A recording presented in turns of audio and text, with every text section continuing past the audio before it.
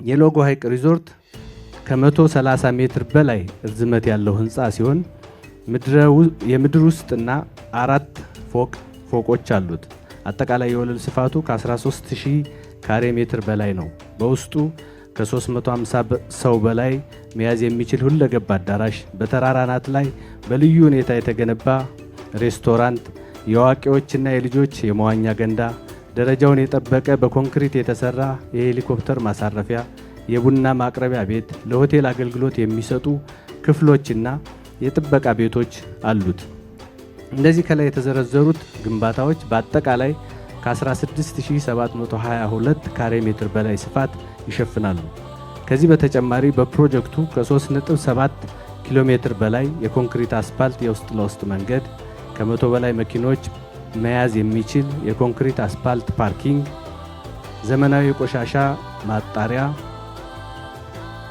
ከ200 ሜትር በላይ ከፍተኛ መጠን ያለው የጉድጓድ ውሃ፣ ከ7 ሄክታር በላይ የሚሸፍን የተለያዩ አትክልትና ፍራፍሬዎች ያሉበት እርሻ፣ ከ4 ሄክታር በላይ አረንጓዴ አካባቢ ስራ፣ የስፖርት ሜዳ፣ የተለያዩ ፏፏቴዎች ተሰርተውበታል።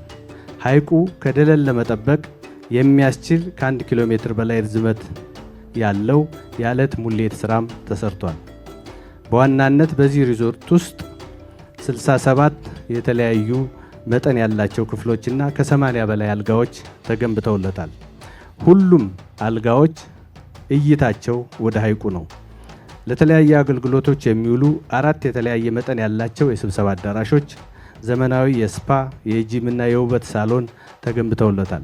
በተጨማሪም ለሆቴሉ አገልግሎት የሚሰጡ ደረጃቸውን የጠበቁ ቢሮዎችና ልዩ ልዩ ክፍሎች ተካተዋል።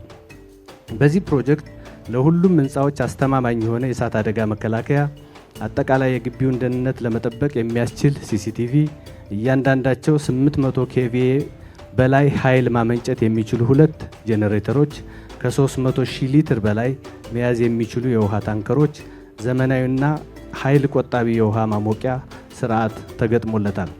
ሁሉም ክፍሎች የአየር ማሞቂያና ማቀዝቀዣ አላቸው። የዚህ ፕሮጀክት ዲዛይንና የግንባታ ስራው በሀገር በቀል የሥራ ተቋራጭ አማካሪ ድርጅቶችና ባለሙያዎች ሙሉ በሙሉ በሚባል ደረጃ የተሰራ ነው።